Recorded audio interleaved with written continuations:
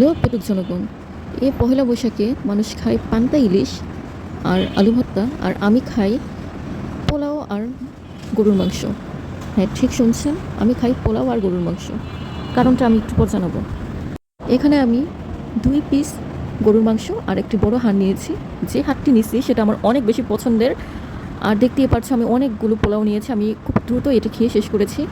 আর main কথা যেটি হচ্ছে যে আমি পহেলা বৈশাখে কেন আপনাদের মতো পান্তা ইলিশ আর আলু ভর্তা আর শুটকি ভর্তা বাদে আমি কেন পোলাও আর গরুর গোস্ত দিয়ে খেলাম। সত্যি কথা বলতে ইলিশের দাম অনেক বেশি চড়া, আর তার মধ্যে আমার ইলিশ কেনার মতো সামর্থ্য নেই। আমি মনে করলাম যে আমি যদি একটু পোলাও আর গরুর মাংস করি, এর থেকে আমার খরচটা কম হবে আর মন মতো খেতে পারবো। এর জন্যই আমি হচ্ছে যে আপনাদের পান্তা পান্তা ইলিশ স্ক্রিপ্ট করে আমি পোলাও আর গরুর মাংসের আয়োজন করেছি।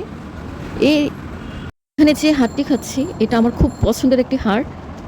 এটা না খেলে চলে না। এটা টেনে টেনে রাবারগুলো খেতেও ভালো লাগে, আর এটা চুষে খেতেও ভালো লাগে। এটার ভিতরে অনেক বেশি মশলা থাকে। আর যখন মাংস রান্নার মধ্যে বিভিন্ন ধরনের মশলা ব্যবহার করা হয়, দারচিনি, এলাচ, লবঙ্গ, আরও অনেক মশলা ব্যবহার করে, তখন এই হাড়ের ভিতরে তার ঘ্রাণটি চলে যায়। আর এটি আমার চুষে খেতে খুব বেশি ভালো লাগে। এই তো আমার খাওয়া শেষ। পান্তা ইলিশ খাওয়ার মতো বড়লোক আমি না, আমি গরুর মাংস দিয়ে ভালো পোশাক করলাম। আচ্ছা, আপনারা বলেন তো, এত কষ্ট করে যে ভিডিও বানাই, ভয়েস দিই, খাবার খাই, আপনারা কেন আমাকে follow, like, comment, share, subscribe করেন না?